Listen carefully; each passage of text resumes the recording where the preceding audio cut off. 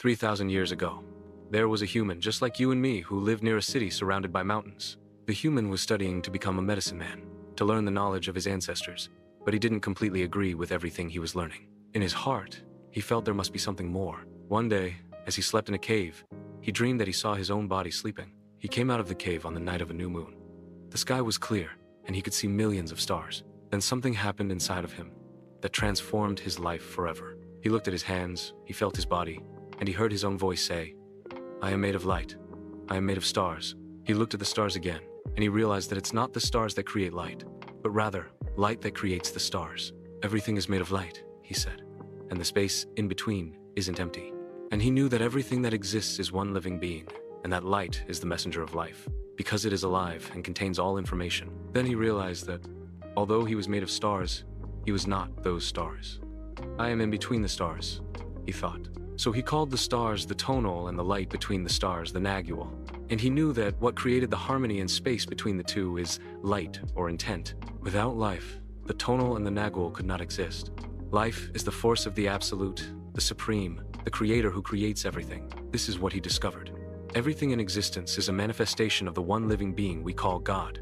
Everything is God. And he came to the conclusion that human perception is merely light perceiving light. He also saw that matter is a mirror. Everything is a mirror that reflects light and creates images of that light. And the world of illusion, the dream, is just like smoke which doesn't allow us to see what we really are. The real us is pure love, pure light, he said. This realization changed his life. Once he knew what he really was, he looked around at other humans and the rest of nature, and he was amazed at what he saw. He saw himself in everything, in every human, in every animal, in every tree, in the water, in the rain, in the clouds, in the earth. And he saw that life mixed the tonal and the nagual in different ways to create billions of manifestations of life. In those few moments, he comprehended everything. He was very excited, and his heart was filled with peace. He could hardly wait to tell his people what he had discovered, but there were no words to explain it. He tried to tell the others, but they could not understand. They could see that he had changed, that something beautiful was radiating from his eyes and his voice. They noticed that he no longer had judgment about anything or anyone. He was no longer like anyone else. He could understand everyone very well, but no one could understand him. They believed that he was an incarnation of God, and he smiled when he heard this and he said, "It is true. I am God, but you are also God. We are the same, you and I. We are images of light. We are God." But still, the people didn't understand him. He had discovered that he was a mirror for the rest of the people, a mirror in which he could see himself.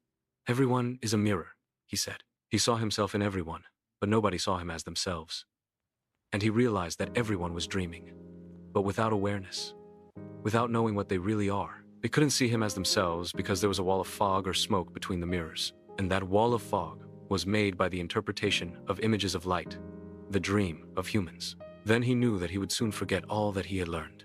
He wanted to remember all the visions he had had, so he decided to call himself the Smokey Mirror, so that he would always know that matter is a mirror and the smoke in between is what keeps us from knowing what we are. He said, "I am the Smokey Mirror because I am looking at myself in all of you, but we don't recognize each other because of the smoke in between us.